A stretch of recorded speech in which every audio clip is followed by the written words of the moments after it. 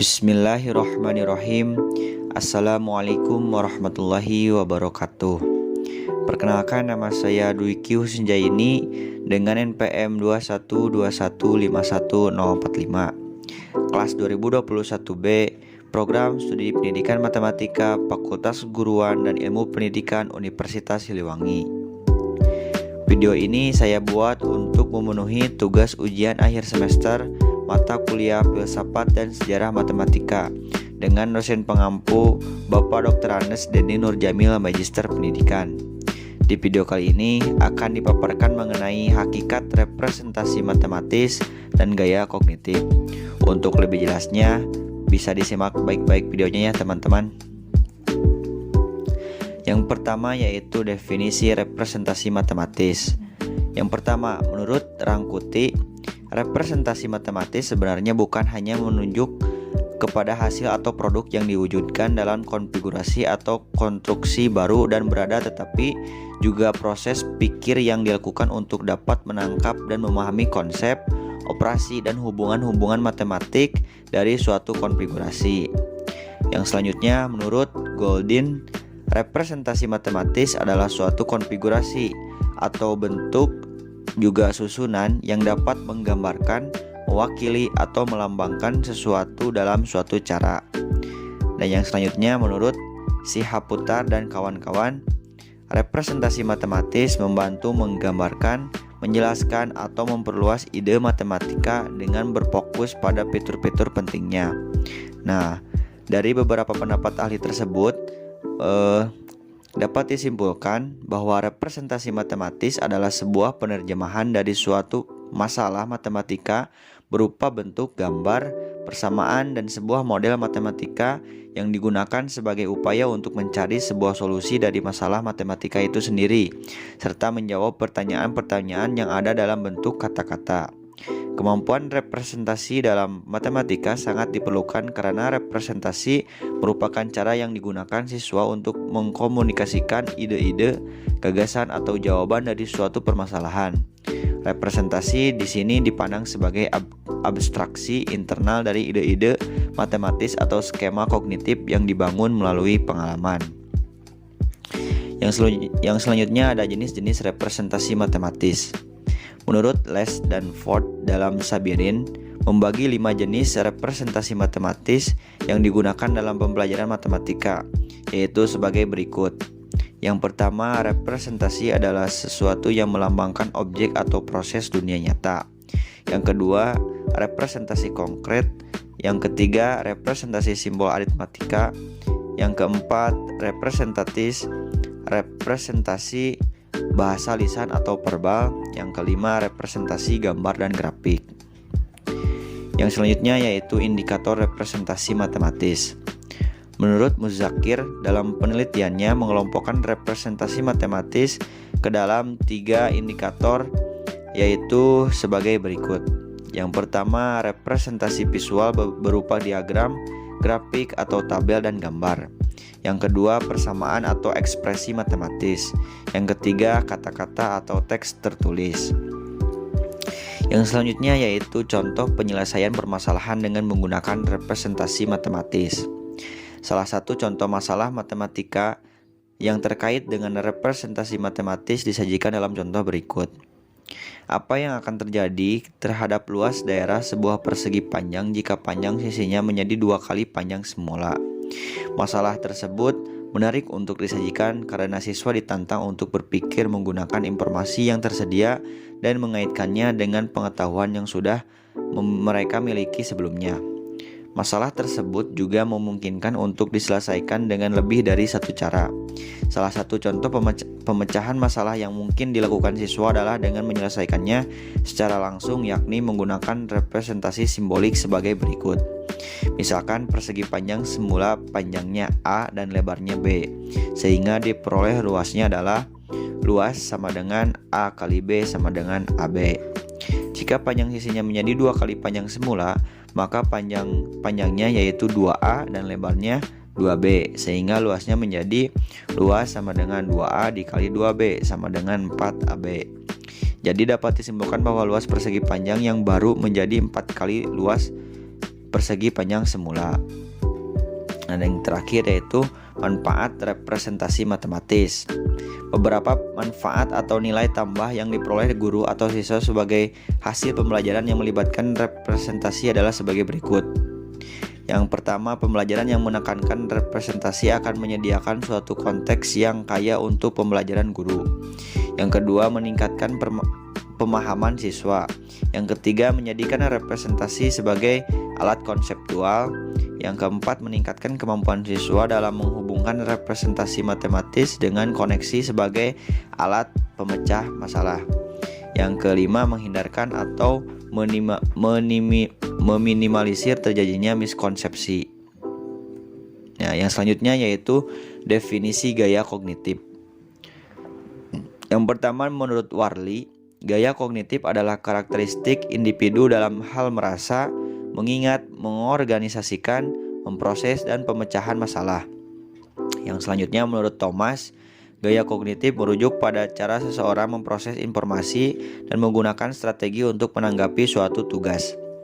Dan yang selanjutnya menurut Woolfolk, gaya kognitif adalah bagaimana seseorang menerima dan mengorganisasikan informasi dari dunia sekitarnya. Dari berbagai pendapat ahli tersebut dapat disimpulkan bahwa gaya kognitif adalah cara setiap individu dalam menerima, memproses, menyimpan, dan mengelompokkan suatu informasi maupun menggunakan informasi tersebut untuk menanggapi suatu tugas atau menanggapi berbagai jenis situasi lingkungan dengan ditemukannya sebuah solusi atau penyelesaian dari tugas dan situasi tersebut. Nah, yang selanjutnya ada karakteristik gaya kognitif. Terdapat beberapa ahli yang mengemukakan mengenai karakteristik dari gaya kognitif, salah satunya yaitu menurut Witkin dalam Alamo Lodey. Beliau mengemukakan bahwasanya terdapat 4 karakteristik dari gaya kognitif, yaitu sebagai berikut. Yang pertama ada techniques for moving toward goals, atau gaya kognitif adalah cara bergerak mencapai tujuan, bukannya pencapaian tujuan. Yang kedua ada pervasive dimension, atau gaya kognitif adalah dimensi yang luas. Luasnya dimensi ini terlihat dalam persepsi intelektual, kepribadian, dan domain sosial. Yang ketiga ada stability, atau gaya kognitif stabil dari waktu ke waktu. Stabilitas ini meluas tidak hanya selama beberapa minggu dan bulan, tetapi selama bertahun-tahun. Dan yang terakhir yaitu bipolarity, atau gaya kognitif adalah bipolar berkenaan dengan tingkat dan bipolaritasnya, membuat nilai dimensinya netral dalam arti bahwa setiap kutub memiliki kualitas yang bersifat adaptif dalam keadaan tertentu. Yang selanjutnya yaitu dimensi gaya kognitif. Menurut Witkin, dimensi gaya kognitif dibagi menjadi 2 bagian, yaitu yang pertama gaya kognitif field independent atau disingkat FI, dan yang kedua yaitu gaya kognitif field dependent yang disingkat FD.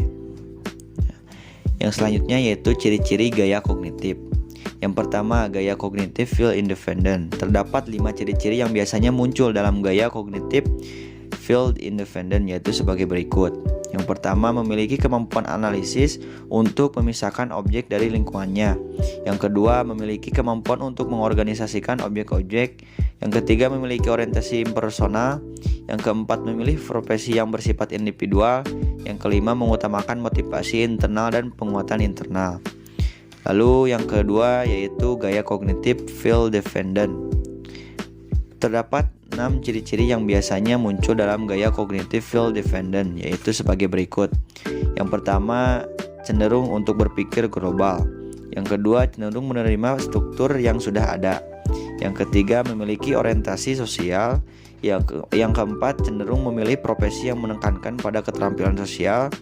Yang kelima, cenderung mengikuti tujuan yang sudah ada. Yang keenam, cenderung bekerja dengan motivasi eksternal serta lebih tertarik pada penguatan eksternal. Yang selanjutnya ada contoh pengerjaan soal dengan gaya kognitif field independent dan field dependent. Yang pertama yaitu dengan menggunakan gaya kognitif field independent. Soalnya yaitu sebagai berikut. Sin 330 derajat dikurangi cos 240 derajat ditambah tan min 45 derajat. Penyelesaian dengan cara pertama yaitu sin 330 derajat diubah menjadi sin 270 ditambah 60 derajat. Kemudian cos 240 derajat diubah menjadi min cos 180 ditambah 60 derajat. Dan plus tan min 45 diubah menjadi min tan 45 derajat. Kemudian menjadi min cos 60 derajat ditambah cos 60 derajat dikurangi tan 45 derajat. Jadi min setengah ditambah setengah dikurangi 1 sama dengan min 1. Penyelesaian yang kedua dengan cara sin 330 derajat diubah menjadi sin 270 ditambah 60 derajat. Kemudian cos 240 derajat diubah menjadi min cos 270 dikurangi 30 derajat. Dan tan min 45 derajat diubah menjadi min tan 45 derajat. Sama dengan menjadi min cos 60 derajat ditambah sin 30 derajat dikurangi tan 45 derajat. Jadi hasilnya min setengah ditambah setengah dikurangi 1 sama dengan min 1.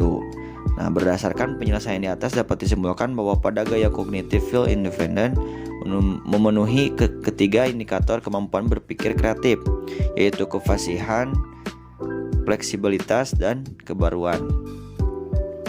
Kemudian ada gaya cognitive field dependent. Soalnya yaitu sama, sin 330 derajat dikurangi cos 240 derajat ditambah tan min 45 derajat.